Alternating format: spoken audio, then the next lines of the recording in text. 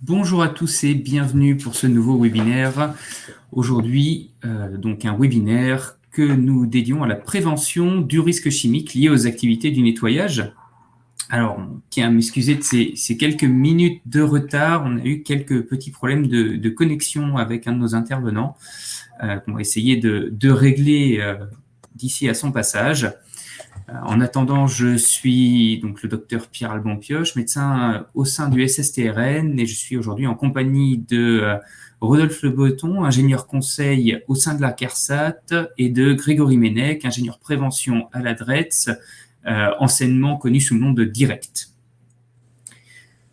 Donc notre webinaire aujourd'hui va se diviser en 4 parties différentes. Une première sur l'identification des produits chimiques et les risques associés.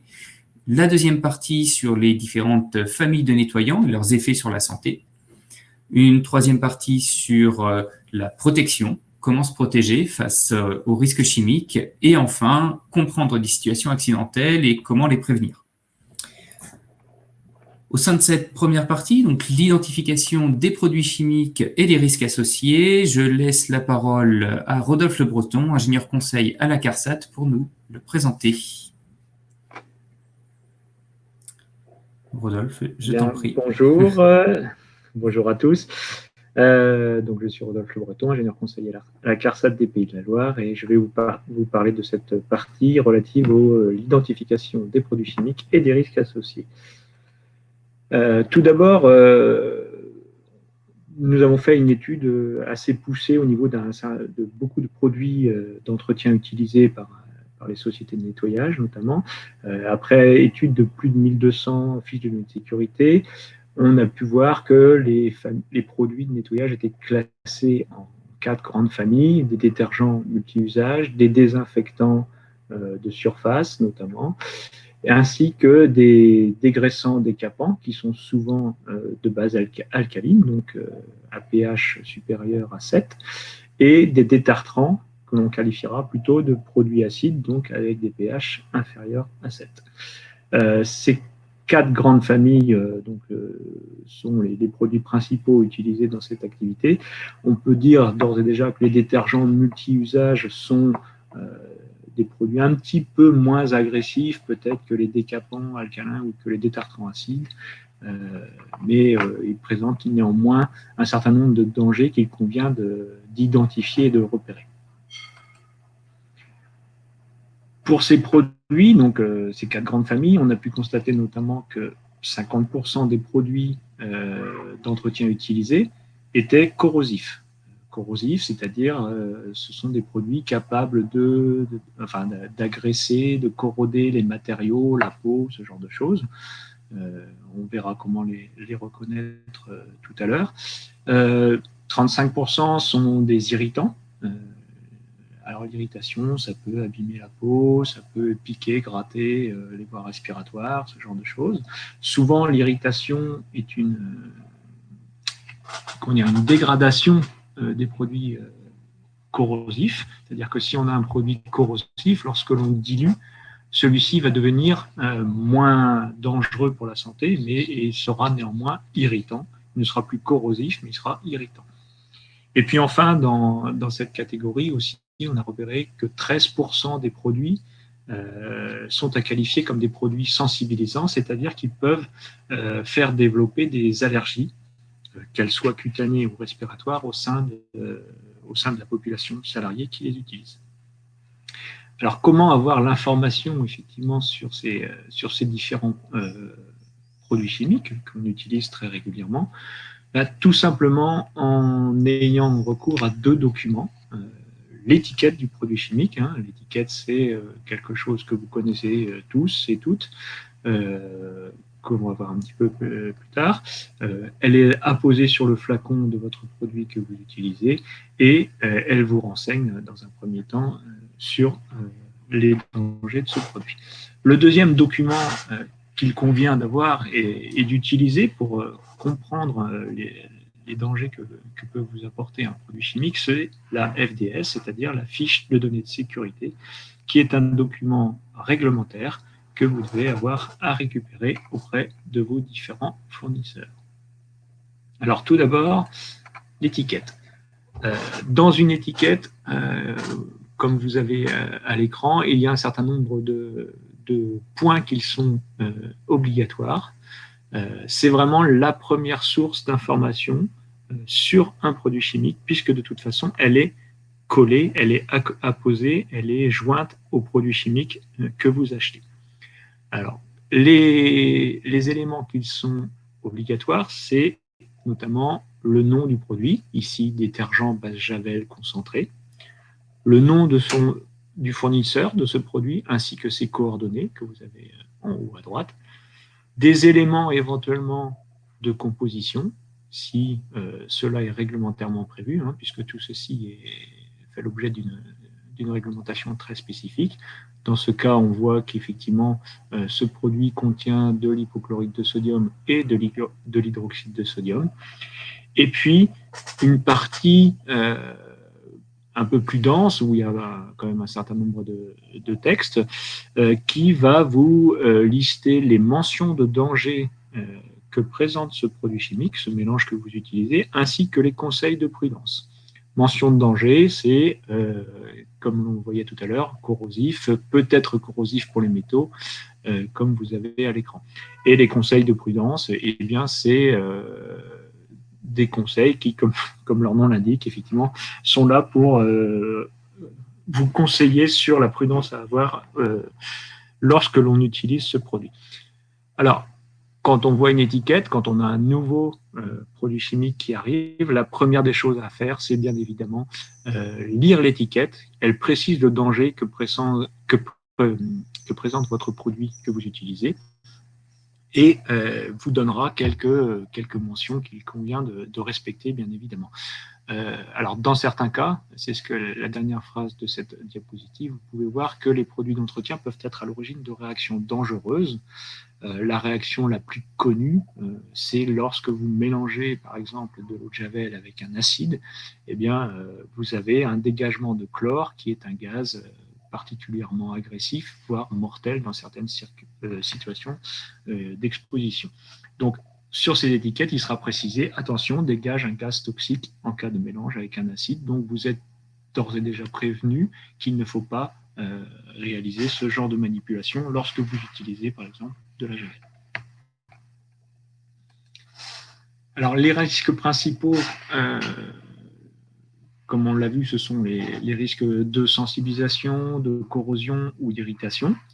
On les reconnaît facilement sur une étiquette avec les logos que vous avez ici à l'écran. Donc, les produits corrosifs contiennent tous la mention de danger H314 ou H318 et présentent ce logo où on voit bien en bas à droite que le produit sur des surfaces ou sur la peau d'une main, par exemple, va corroder, va agresser le substrat et donc va être dangereux pour la peau et les matériaux notamment. De même, les produits irritants seront reconnus avec les mentions de danger H315 ou H319 qui seront apposées sur l'étiquette et le logo du point d'exclamation que vous avez donc à l'écran à gauche. Enfin, les produits sensibilisants, donc qui sont capables de provoquer des réactions d'allergie cutanée ou d'allergie respiratoire également, seront reconnus donc avec cette mention de danger H334, et il y en a une autre qui est la H317, et on les reconnaîtra alors avec ce logo pour l'allergie respiratoire de l'homme, comme on l'appelle l'homme rayonnant parfois, cette silhouette avec quelque chose au milieu du torse. Donc ça, ce sera les allergisants respiratoires, tandis que les allergisants cutanés, donc qui peuvent provoquer une allergie cutanée, des eczémas, etc., seront donc avec la mention H317 et le point d'exclamation qu'il y a à gauche de la diapositive.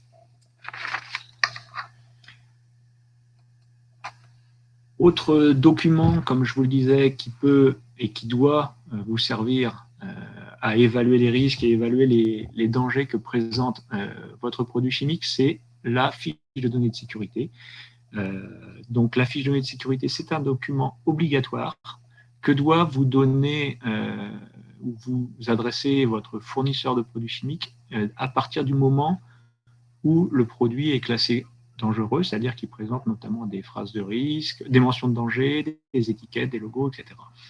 Et dans certains cas, même pour les produits qui ne sont pas étiquetés, vous avez l'obligation d'avoir une fiche de données de sécurité. Alors ce document, il doit vous être adressé en français, doit être lisible et transmis par voie papier, par voie électronique. Un petit peu à vous de voir avec votre fournisseur comment cela se met en place.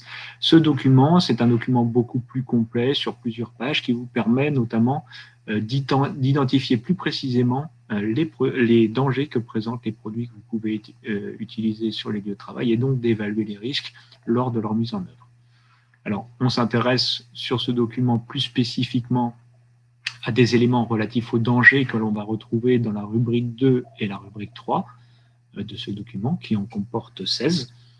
La rubrique 2 précise les dangers du mélange que vous utilisez, si c'est un mélange, et il va vous dire le produit dans sa globalité présente tel ou tel danger. Et la rubrique 3 va vous préciser des éléments de composition. Comme on l'a vu tout à l'heure sur une étiquette, une eau de javel comporte des hypochlorites de sodium et de l'hydroxyde de sodium. Ce sera des précisions sur les dangers de ces deux substances et les concentrations présentes dans le mélange qu'on utilise. On s'intéresse également aux propriétés physico-chimiques des produits qu'on va retrouver dans la rubrique 9. Est-ce qu'il est liquide, est-ce qu'il est gazeux, est-ce qu'il a une odeur, une couleur, un pH, ce genre de choses qu'on va retrouver dans cette rubrique. Et puis enfin, on peut regarder également les moyens de protection adaptés à l'utilisation de ce produit chimique qu'on va retrouver donc dans la rubrique 8, où on verra un certain nombre d'informations relatives à la protection, y compris la protection par les équipements de protection individuelle, et par exemple le port de gants et quel type de gants adaptés porter lorsque j'utilise ce produit chimique. Donc voilà un document qui est très très intéressant et très pertinent sur l'évaluation du risque. Pardon. Concernant le stockage des produits d'entretien, également, donc ce stockage doit avoir lieu dans un local dédié, adapté et ventilé, notamment pour des raisons pour éviter toutes les émanations de produits chimiques dans cette pièce, avec une température contrôlée et une conformité électrique notamment. Les produits doivent être parfaitement identifiés et étiquetés au niveau des rayonnages, et on aura une vigilance évidemment à ne pas garder des produits périmés qui peuvent perdre leur efficacité, et ces derniers seront éliminés en suivant donc une filière adaptée. Les différents produits seront placés sur des rétentions ayant des capacités adaptées, c'est-à-dire qu'on mettra les différents produits, par exemple, dans des bassines, les bassines ayant une possibilité de stockage adaptée au plus grand des contenants en cas de déversement. C'est-à-dire que si j'ai un de mes flacons qui se déverse ou qui se dégrade, qui perce, qui fuit, la bassine ou la rétention présente pourra retenir l'ensemble du produit qu'il contenait et éviter qu'il se répande au niveau du sol et provoque ainsi des émanations possibles dans le local. De la même manière, on évitera de stocker des produits chimiques incompatibles les uns avec les autres, tout comme par exemple les acides et les bases qui, lorsqu'elles réagissent ensemble, chauffent et provoquent des réactions dangereuses. On l'a vu notamment avec l'eau de javel et les acides, mais il y a également d'autres produits. Certains peuvent être stockés ensemble. Bon, vous avez ici un tableau qui vous donne les règles d'incompatibilité. On séparera de toute façon de manière catégorique tout ce qui est incompatible les uns avec les autres. Enfin, dans le local de stockage, souvent on aura des principes de reconditionnement à mettre en œuvre, c'est-à-dire qu'on va reconditionner un produit qu'on reçoit en 10 litres, on le mettra dans des flacons d'1 litre, par exemple, ou ce genre de choses. Pour cela, on utilisera des flacons et des contenants adaptés et achetés dans cet objectif. On évitera bien évidemment le recyclage de flacons alimentaires tels que des bouteilles d'eau, des bouteilles plastiques qui ne sont pas adaptées, qui ne sont pas étiquetées en tant que telles. Et lorsque l'on fera ce reconditionnement, bien sûr, on dupliquera strictement l'étiquette sur le nouveau contenant. Et lors de ces opérations de reconditionnement, on portera bien évidemment des vêtements couvrants sur les avant-bras ou ce genre de choses pour éviter toutes les projections. On portera également une protection oculaire et des gants adaptés. Et le cas échéant, si cela est nécessaire, on pourra éventuellement avoir recours à une protection respiratoire. C'est relativement peu fréquent dans cette activité. Et enfin, dans ce local de reconditionnement, on aura un kit de première intervention en cas de déversement ou en cas d'accident avec une trousse de secours, un absorbant pour le sol, des gants, des lunettes, un masque et des pelles et des sacs pour pouvoir éliminer tout déversement et intervenir en sécurité sur ce genre d'opération. Voilà pour la partie qui me concerne. Alors, donc, nous allons passer à la partie de réponse aux questions par rapport à cette thématique. Alors, j'ai une première question. Donc, ces recommandations concernent-elles également l'activité à domicile, concernant les assistantes maternelles, services à la personne, etc. Alors, ces recommandations peuvent être adaptées à tout lieu où sont stockés des produits chimiques. J'encourage tous ceux qui nous écoutent à d'ailleurs stocker leurs produits chimiques sous les mêmes recommandations, hors de portée des enfants, en séparant tout produit incompatible. Le niveau d'exigence relatif à la ventilation locale adaptée ou ce genre de choses est à adapter évidemment à domicile, mais ça peut être effectivement un placard adapté, fermé à clé, non accessible ou ce genre de choses. Effectivement, on va adapter la situation que l'on rencontre à ces grandes règles, mais les grandes règles de toute façon sont des règles de prévention qu'il convient d'appliquer effectivement dans toutes les situations. Merci pour cette réponse. J'avais également une question qui a été posée lors du passage sur les fiches de données de sécurité. Doit-on la porter à la connaissance des salariés, alors, comme le DUERP, voire la mettre au sein avec ce DU? Alors, l'exigence d'avoir la fiche de données de sécurité, elle est pour l'entreprise. Elle n'est pas de la porter à connaissance des salariés, mais de la laisser à disposition. C'est-à-dire que si un salarié souhaite s'informer sur un produit qu'il utilise, effectivement, l'entreprise doit pouvoir lui dire tu trouveras la fiche de données de sécurité à tel endroit et tu pourras la consulter. D'où aussi l'importance à ce que ce document soit lisible en français et bien documenté. Très bien. Et une dernière question. Les salariés concernés ont souvent du mal à intégrer cette notion de danger vis-à-vis de produits qu'ils utilisent souvent lors d'activités domestiques, sans aucune protection en général. Avez-vous des trucs ou arguments pour essayer de les convaincre, je suppose? Alors, le truc et argument, enfin, ce qui me vient à l'esprit rapidement, c'est de dire que la grosse majorité des accidents domestiques, notamment, sont dus à des mélanges de produits chimiques, tels que, on l'a vu, le mélange eau de javel et acide est vraiment une des causes d'accidents domestiques la plus fréquente. Les projections d'acide sur les bras ou ce genre de choses également.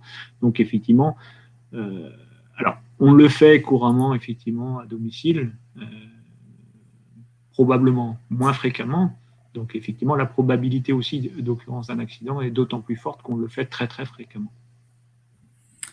Très bien, merci. Alors, je vous propose de passer à la partie suivante.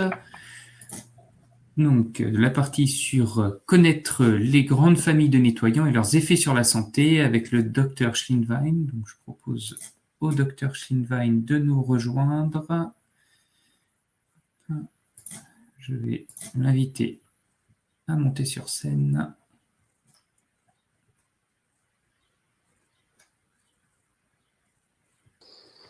Bonjour à tous. Voilà. Je pense que vous m'entendez. C'est parfait. C'est parfait. Donc, Dr Schlinwein, médecin du travail, au SSTRF. Donc, je vais vous présenter donc, ma partie, donc les grandes familles de nettoyants et surtout les effets sur la santé. Donc, les grandes familles de nettoyants, Donc, on peut passer la diapo. Voilà.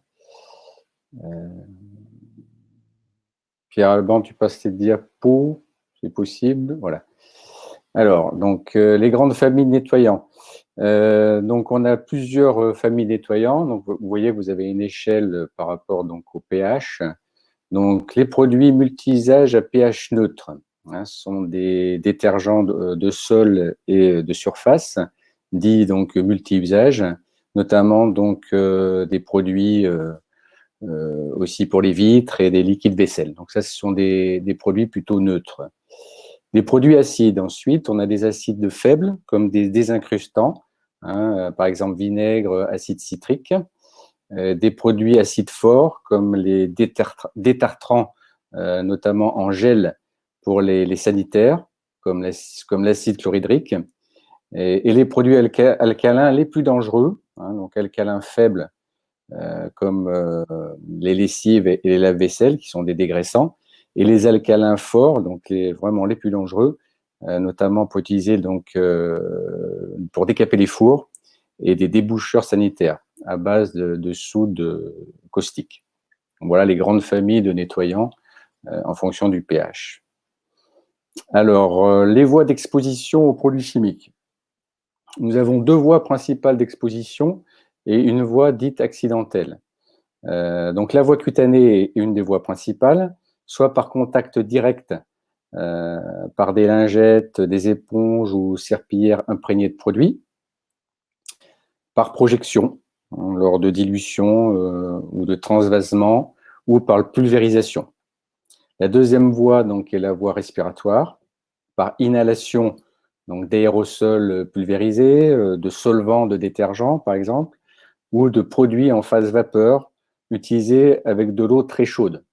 Donc c'est la deuxième voie principale d'exposition, la voie respiratoire. Et ensuite une voie plus accidentelle, la voie digestive par ingestion. Et là, le risque, vous savez, c'est par rapport aux enfants. Donc, il ne faut absolument pas que les enfants puissent accéder à ce type de produit. Donc, bien les fermer sous clé. Donc, diapositive suivante. Les brûlures, donc, sont les accidents les plus graves. On aura des exemples en fin de présentation par rapport à des accidents. Là, c'est moi qui avais fait cette photo lors d'une consultation par rapport à une salariée qui était venue me voir dans une grande entreprise, une intérimaire. Donc, c'est un exemple de brûlure de premier degré avec un détergent dégraissant alcalin à pH 11 qui contenait 2% de soude et qui avait été utilisé par cet intérimaire, peu sensibilisé à l'usage de ce produit et qui ne l'avait pas dilué. Donc, le produit avait traversé le pantalon de travail. Donc, vous voyez la photo. Donc, il faut être très, très vigilant par rapport à ces produits-là. Donc, et attention également aux projections de ces produits alcalins purs dans les yeux ou sur la peau, avec ces risques de brûlure pouvant laisser des séquelles. Donc, la prise en charge doit être immédiate. On va voir sur la diapositive suivante que faire en cas de projection d'un produit corrosif sur la peau ou sur les yeux. Donc, première chose importante, enlever le plus vite possible les vêtements de travail et les chaussures imprégnées. Deuxièmement, donc refroidir immédiatement la zone atteinte avec de l'eau tiède sous la douche ou sous le robinet durant au moins 20 minutes ou plus jusqu'à l'arrivée des secours, notamment si les brûlures sont étendues. Et bien sûr, troisièmement, appeler donc le 15 donc, ou le 18 pour avis SAMU et transfert donc, vers les urgences pour une prise en charge médicale spécialisée. Diapositive suivante sont les dermites irritantes. Donc, les dermites irritantes donc, sont les pathologies les plus fréquentes. Elles peuvent concerner de 10 à 20% des agents de nettoyage. Elles se manifestent donc par des lésions irritantes au niveau de la peau, avec rougeur, sécheresse de la peau, crevasses. Ce sont les lésions cutanées les plus fréquentes, soit 80% des affections de la peau. On verra après que les allergies sont moins fréquentes. Donc, cette usure va réduire en fait l'action protectrice de la peau, qui est une barrière naturelle de protection et de défense de la peau. Et cette irritation va favoriser en fait l'allergie dans un second temps, mais pas dans tous les cas. Les allergies sont plus rares, c'est à peu près 20% de ces affections. Les dermites allergiques de contact.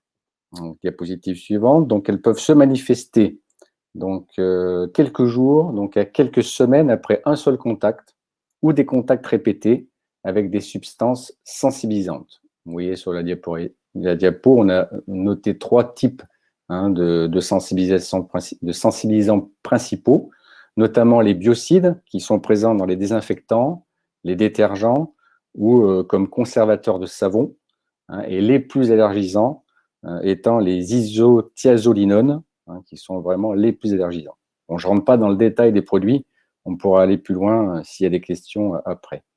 Les parfums, donc notamment le limonène ou le cinnamale, sont aussi allergisants. Et les gants, tous les gants en caoutchouc naturel ou synthétique qui contiennent des accélérateurs de vulcanisation peuvent être allergisants, à part un type, le PVC, qui n'en contient pas. Quelles sont les manifestations de ces allergies? Les signes cliniques, ça va être des rougeurs, des démangeaisons, donc c'est très gênant au niveau de cette pathologie, donc des prurites, des démangeaisons très importantes, des boutons qui vont être suintants au départ, puis secs, et qui peut aller jusqu'à une desquamation de la peau. Voilà. Ensuite, on va passer aux effets sur les voies respiratoires. Donc, il faut savoir que ces pathologies respiratoires donc, sont plus rares. Donc, diapositive suivante. Donc, plus rares qu'au niveau de la peau. On en voit quand même, heureusement, rarement. C'est difficile d'avoir des estimations précises parce que les salariés nous disent pas toujours qu'ils ont eu ce problème-là. Donc, il est difficile d'avoir un pourcentage. Le nettoyage fait partie des 3 secteurs les plus touchés par les problèmes respiratoires. Après, donc, l'industrie agroalimentaire. Vous savez que les boulangers, c'est ceux qui présentent le plus d'asthme. Et le secteur de la santé. Le secteur du nettoyage arrivant donc en troisième voie. Donc, quelles sont les différentes pathologies présentes pour les voies respiratoires? Donc, en premier lieu, les rhinites irritatives ou allergiques. Parmi ces pathologies, elles sont les plus fréquentes, même si elles ne sont pas moins fréquentes que les pathologies de la peau. Ces rhinites irritatives ou allergiques vont se manifester par un écoulement nasal et des éternuements. Vous connaissez ça actuellement avec les allergies au pollen. Il y a pas mal de personnes qui présentent ce type de rhinite allergique. En deuxième lieu, donc, les asthmes sont plus rares que les rhinites, mais s'ils sont présents, dans 3 fois sur 4, ces asthmes sont associés aux rhinites. Rhinites qui peuvent précéder l'asthme, d'ailleurs. Et cet asthme va se manifester par une toux, des difficultés donc, respiratoires, difficultés à trouver son souffle. Le risque d'asthme augmente si le produit donc, est pulvérisé, notamment en spray, ou utilisé en milieu confiné, par exemple dans les sanitaires. Encore plus rare, mais beaucoup plus sévère, ce fameux syndrome de Brooks, qui est un asthme aigu, induit par des gaz irritants. On en a déjà parlé tout à l'heure avec Rodolphe, qui sont libérés, notamment lors de mélanges accidentels de produits. C'est une maladie très grave qui peut entraîner une destruction des bronches lors d'une exposition intense par des phénomènes d'œdème et de réactions inflammatoires très intenses. Le chlore est un des produits qui peut être libéré en cas de mélange accidentel d'eau de javel et d'acide sanitaire, notamment dans les sanitaires.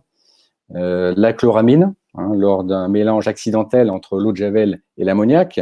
Mais attention aussi à la pulvérisation à chaud de produits à base de soude dans les fours. Notamment, ça aussi, c'est une situation où il y a pu y avoir des accidents, des syndromes de Brooks.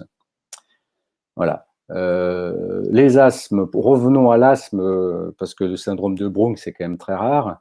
L'asthme peut être augmenté aussi en cas de certaines situations qu'on appelle des cofacteurs.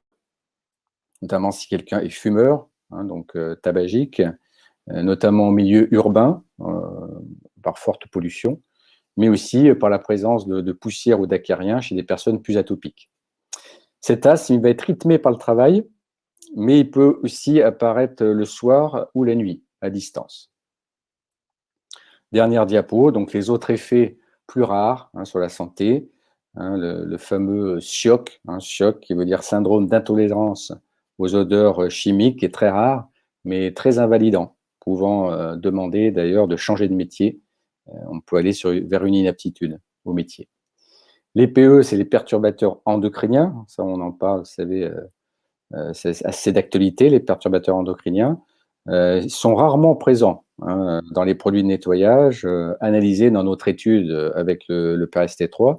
Nous avons analysé 1200 produits, donc 1200 FDS, et on a retrouvé des perturbateurs endocriniens que dans 11 produits, et ce qui correspond à 8 substances. Donc, moins de 1% des substances sont PE dans les produits de nettoyage.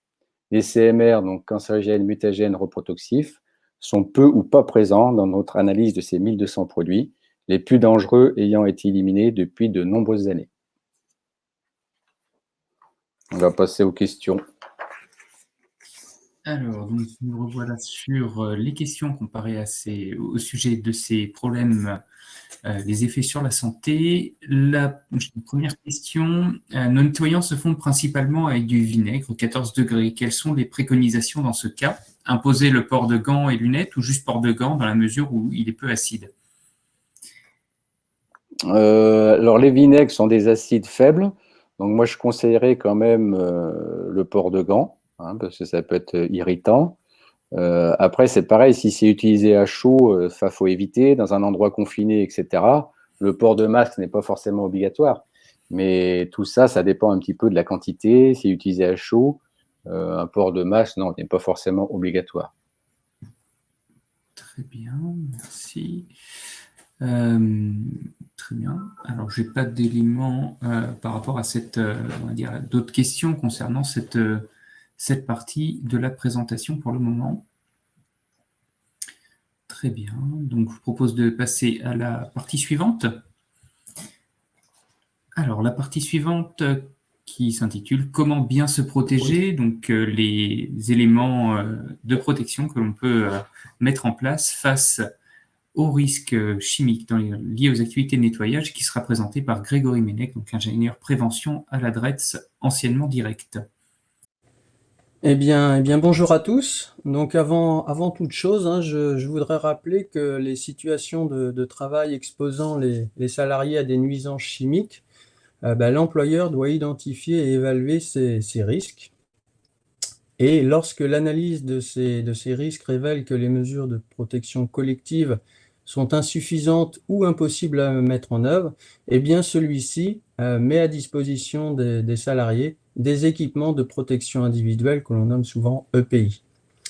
Donc ces EPI sont d'une part adaptés aux risques, choisis en fonction de la tâche à réaliser, adaptés à la personne et à usage personnel, fournis gratuitement, entretenus, réparés, changés, autant que de besoin par l'employeur.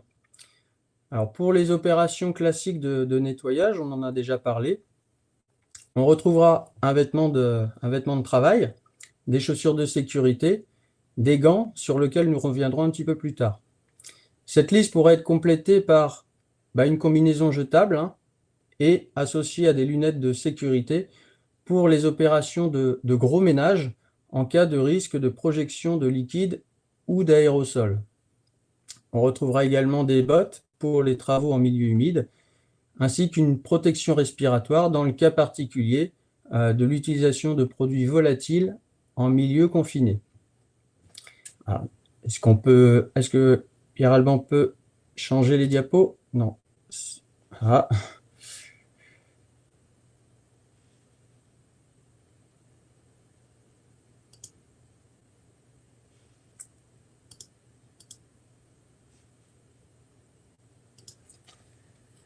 Oui. Visiblement, il y a une erreur dans le... Vous allez sur les EPI? Oui, il manque une... Allez, il se trouve là. Voilà, donc il manque cette diapo-là. Donc cette liste pourrait être complétée par des équipements que je viens de citer. Concernant les gants, par exemple, en bas à gauche de la diapositive, vous voyez le marquage des gants. Donc, ils nous apportent de précieuses informations sur leur niveau de protection. Ce marquage se résume en 3 éléments essentiels. Donc, le premier, c'est le pictogramme représentant une fiole qui indique la protection certifiée contre les produits chimiques. Le deuxième élément, c'est la référence à la norme européenne EN ISO 374, qui est relative à la résistance des gants aux produits chimiques et aux micro-organismes, ainsi que la catégorie du gant, de type A, B ou C, selon son niveau de performance chimique. A étant le plus performant et C le moins performant. Sur le pictogramme situé en bas à gauche de la diapositive, il s'agit de gants de type A qui protègent contre au moins 6 produits chimiques pendant une durée minimum de 30 minutes. Les gants de type B, quant à eux, protègent contre au moins 3 produits chimiques pendant 30 minutes. Les lettres qui sont situées en dessous de ce pictogramme correspondent aux substances chimiques pour lesquelles le gant est protecteur. À titre d'exemple, la lettre K représente une protection contre une base ou un produit alcalin, et la lettre L représente une protection contre un acide. Cela signifie que le gant en question protège contre les acides et les bases. On retrouve ces informations qui sont apposées sur la face externe du gant ou sur la boîte des gants à usage unique.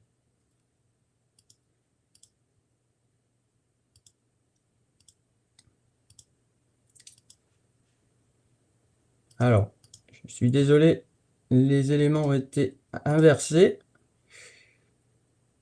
Concernant les gants, les offres des différents fournisseurs sont nombreuses et il est parfois difficile de faire un choix.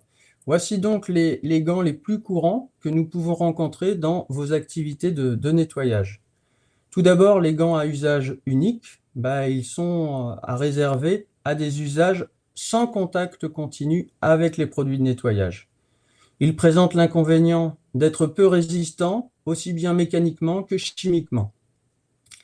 Les gants réutilisables sont testés selon la norme qu'on a citée précédemment, avec de type A ou B, associés aux lettres K et L, vues sur les diapositives précédentes, sont recommandés dans le cas de contact continu avec les produits de nettoyage.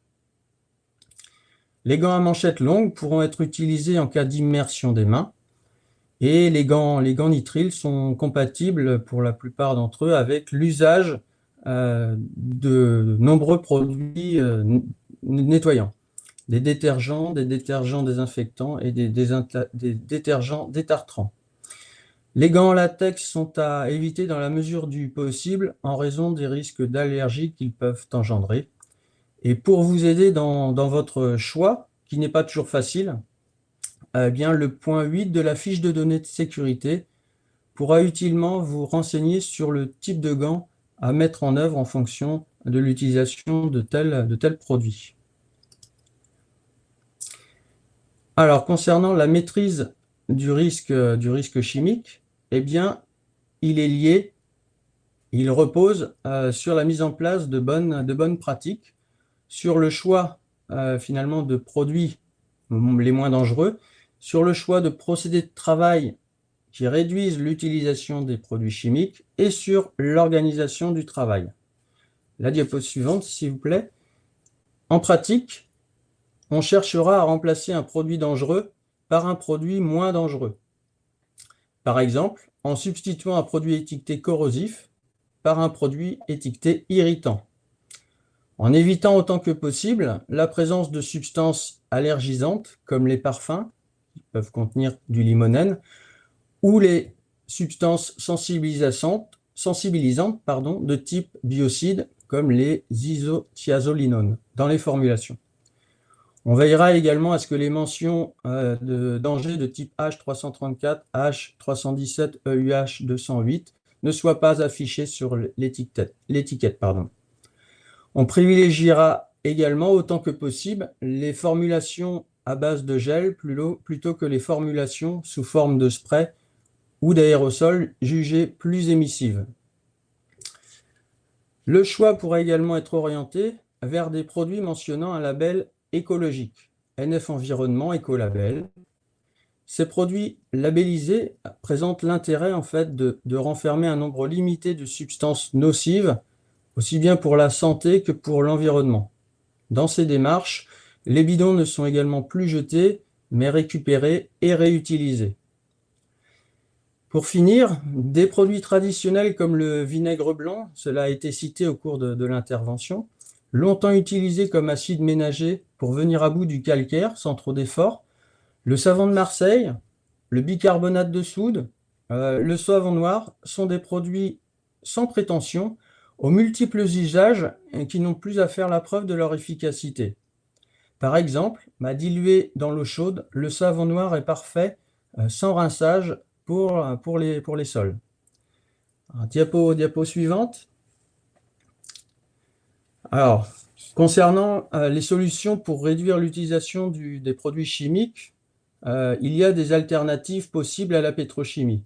En effet, l'utilisation de textiles microfibres pour le nettoyage des surfaces permet de limiter les quantités d'eau et de produits de nettoyage. Le nettoyage à la vapeur également n'utilise aucun produit chimique et il assure par la même occasion la désinfection. Attention cependant au risque de brûlure à la vapeur.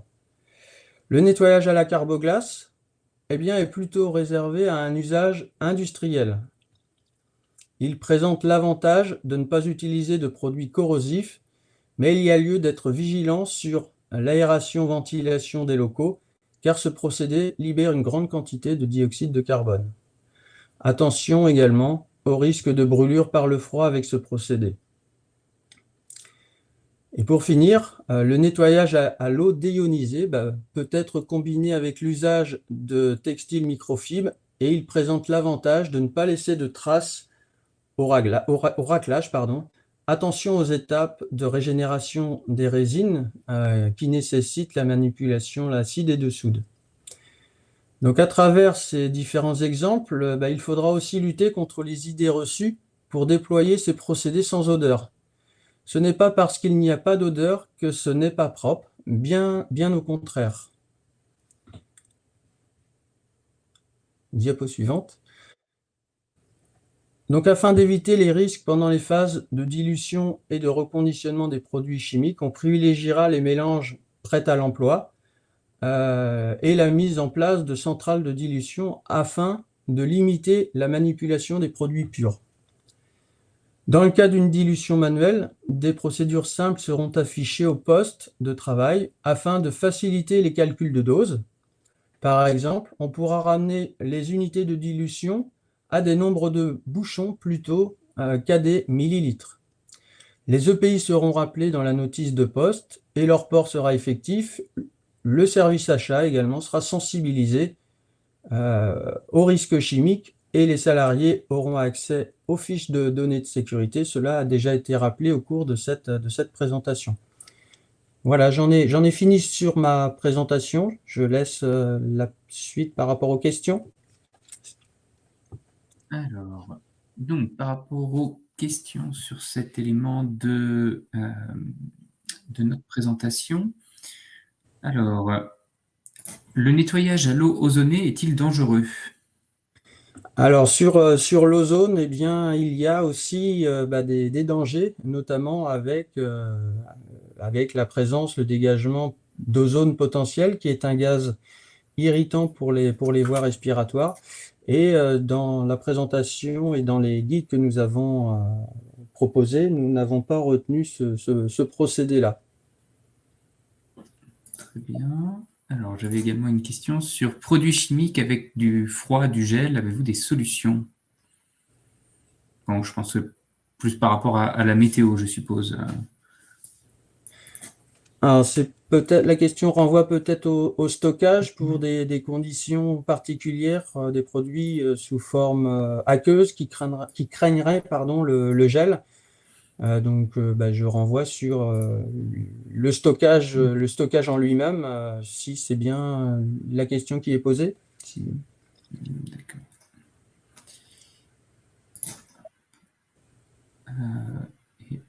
Nous n'avons pas d'autres éléments de questions par rapport à cette partie. Très bien, je vous propose d'aller désormais sur notre dernière partie, comprendre les situations accidentelles et comment les prévenir avec le docteur Schlinwein.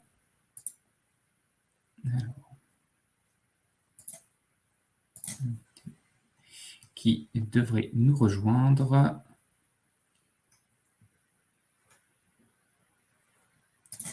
C'est bon. Et voilà. Alors, on va vous exposer en fait 3 situations accidentelles. Donc, une qui a touché en fait les voies respiratoires, ce fameux syndrome de Bronx, comme je parlais tout à l'heure, même si c'est rare, on a eu un cas dans la région, dans une grande entreprise agroalimentaire, et 2 situations aussi d'accidentelles par rapport à des problèmes de brûlure de peau. Donc, Pierre Alban, tu peux passer la première diapo, qui va exposer en fait donc la première situation accidentelle dans un abattoir par rapport à l'intervention d'une entreprise sous-traitante de nettoyage donc qui intervient tous les jours et souvent par des produits pulvérisés d'ailleurs. Donc cette situation, il y a eu un mode dégradé, il y a eu besoin en fait d'une intervention urgente par rapport à un gros nettoyage. Et donc, du coup, une équipe intervenue en mode dégradé. Donc, c'est souvent dans ces cas-là qu'on a des accidents, hein, quand on prépare mal l'intervention. Donc, un peu dans l'urgence, le produit a été surdosé, il n'était pas assez dilué, hein, contenant en fait à base de chlore. Vous savez que le contact avec des acides aminés, donc des produits de protéines animales, et tout ce qui est chlore peut entraîner une libération de chloramine. C'est ce qui s'est passé lors de cette intervention avec une production massive de chloramine. Vous vous rappelez tout à l'heure ce que j'ai dit sur ce gaz, hein, ce gaz irritant pour les poumons, donc qui a été inhalé en fait par toutes les personnes dans l'atelier, avec 4 hospitalisations, donc un syndrome de Bronx probablement, qui est intervenu chez ces 4 personnes. Donc, avec une évacuation en fait de tout l'atelier. Donc ça, c'est quelque chose d'assez rare, mais bon, c'est arrivé dans la région. Donc l'autre accident, donc deuxième exemple d'accident. Donc là, on est plus sur un accident au niveau de la peau. Donc ça s'était passé dans une piscine, hein, par rapport aussi aux agents de nettoyage qui nettoyaient en fait les vitres. Donc, il y avait eu une erreur en fait de produit. Donc là, c'est pas une erreur de dosage, c'est une erreur de produit. On avait inversé un produit qui était mal étiqueté, hein, donc ce n'était pas un produit qui aurait dû être utilisé pour les vitres. Donc c'était un produit en fait plus corrosif, alcalin, et en plus qui a été pulvérisé. Et vous pouvez comprendre que la pulvérisation de ce produit donc ce produit s'est mis en fait sur les bancs de surveillance, et les pauvres maîtres nageurs, ils ont eu une brûlure quand même grave à un endroit pas très marrant, c'est-à-dire au niveau du haut des cuisses et des fesses, avec une brûlure du second degré et qui a été un petit peu retardée, et ils ont dû avoir très très mal. Donc, d'où l'intervention, comme on l'a dit tout à l'heure, rapidement. Les douches n'étaient pas loin, mais voilà, ils l'ont senti les laisser passer. Donc là, voilà un exemple en fait de mauvais étiquetage de produits pulvérisés, hein, donc produits donc corrosifs, avec une conséquence donc sur les maîtres nageurs qui se sont assis sur le banc, qui était contaminé par ce produit alcalin, de la soude, quoi, hein, avec des brûlures donc du second degré, donc une brûlure assez grave. On n'a pas mis les photos. Voilà, troisième exemple. Donc là, c'était dans un supermarché, hein, de nettoyage de rayons. Donc là aussi, vous savez que c'est souvent des entreprises sous-traitantes, hein, qui interviennent dans les grandes surfaces. Donc il y avait un problème aussi de centrale de dilution en panne. Ces grandes entreprises de nettoyage sur des grands supermarchés ont des centrales de dilution automatiques, ce qui est quand même pratique, hein. On dilue en général les produits à 1 ou 5%. Et là, la centrale était donc en panne, donc le personnel de nettoyage en plus, on est tombé sur une équipe mal informée par rapport à cette dilution et qui ne portait pas en plus de gants. Donc, comme le produit était pur, il a été surdosé, donc beaucoup plus irritant, un détergent beaucoup plus irritant. Et donc, ça a entraîné là encore une brûlure au premier et second degré, au niveau là plus des bras et des avant-bras. Voilà, donc un autre exemple en fait de brûlure par rapport à un mauvais usage de produits pas assez dilués, surdosés. Voilà, donc une brûlure. Donc les brûlures sont des accidents qui peuvent être relativement fréquents dans le milieu du nettoyage, mais aussi dans d'autres entreprises. Moi, j'ai eu le cas dans des garages aussi, sur des produits, c'est pour nettoyer les voitures, et des brûlures très graves de produits aussi surdosés, et lors notamment de transvasement. Donc lors de transvasement, il y avait une projection dans les yeux, et là, les yeux, il y avait une personne comme ça qui a perdu un œil lors de projection de produits alcalins lors d'un transvasement dans une centrale de nettoyage automobile. Donc ça, c'est toujours dramatique, c'est ce type d'accident. On va pouvoir passer aux questions et puis à la conclusion avec Pierre Alban. Tout à fait. Alors, donc, deux petites questions. Une première, quel doit être l'étiquetage des sprays dans lequel un produit est dilué? Alors là, on peut peut-être revenir à Rodolphe, qui peut peut-être répondre sur cette question, comme c'est plus son domaine, s'il peut répondre sur cette question-là. Alors, l'étiquetage d'un produit dilué, effectivement, c'est relativement compliqué puisque quand on dilue un produit, son étiquetage change. Comme je vous l'ai dit tout à l'heure, en fait, un produit corrosif peut ainsi devenir simplement irritant. L'idée est d'avoir effectivement une idée de cet étiquetage. Il existe des règles et des petits logiciels qui peuvent vous donner ce genre de choses, ou vous adresser à votre fournisseur qui vous donnera effectivement la réponse à cette question.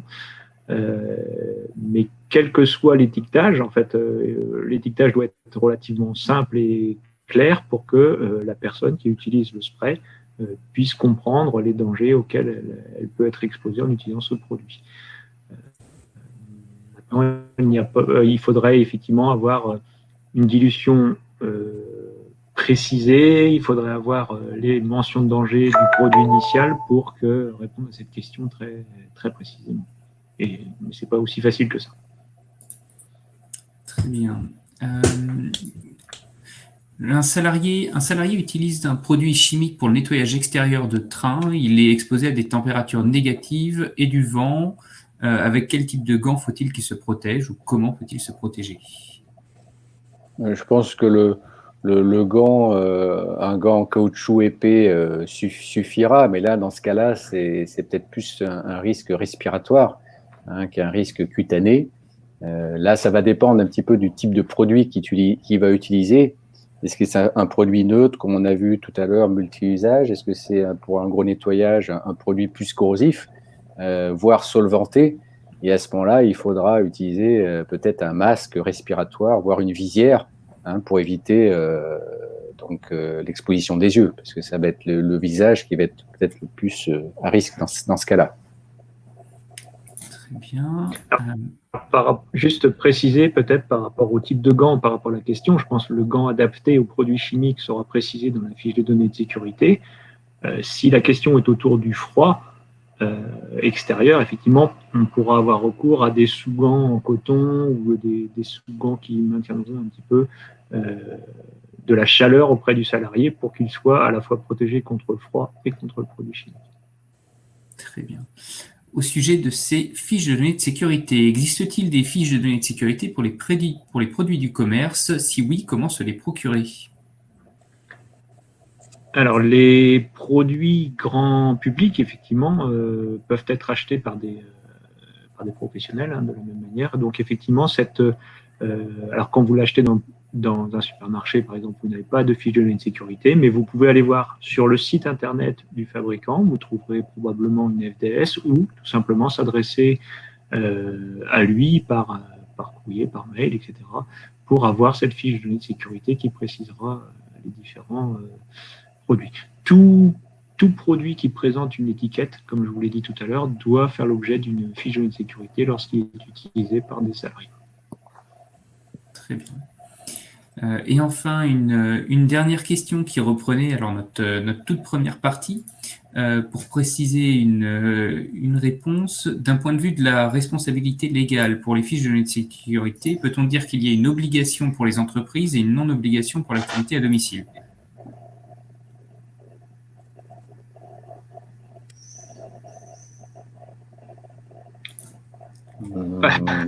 Ça, on coince un peu là-dessus. C'est vraiment un cas particulier. L'activité à domicile, effectivement, se fait avec un certain nombre de produits. Et dans les cas, alors si c'est à domicile avec les produits de la personne concernée, à son domicile, c'est encore plus compliqué. Par contre, si vous intervenez à domicile avec les produits que vous donne votre employeur, c'est encore différent puisque là, vous avez accès à cette information. Mais néanmoins, même si les fiches de données de sécurité ne sont pas disponibles dans cette situation, puisque le particulier peut changer de produit, on aura à minima, de toute façon, une lecture de ces étiquettes au minimum des produits chimiques que l'on utilise. Je dirais si c'est une activité à domicile, mais salariée, c'est les mêmes obligations que pour les entreprises non à domicile. Tout dépend, oui, de l'employeur et de qui fournit les produits. Très bien.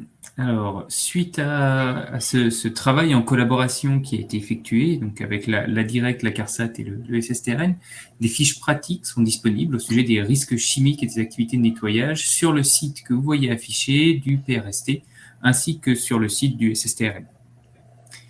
Je vous remercie à tous pour votre attention et d'avoir participé aujourd'hui à ce webinaire. Je vous souhaite une bonne fin de journée.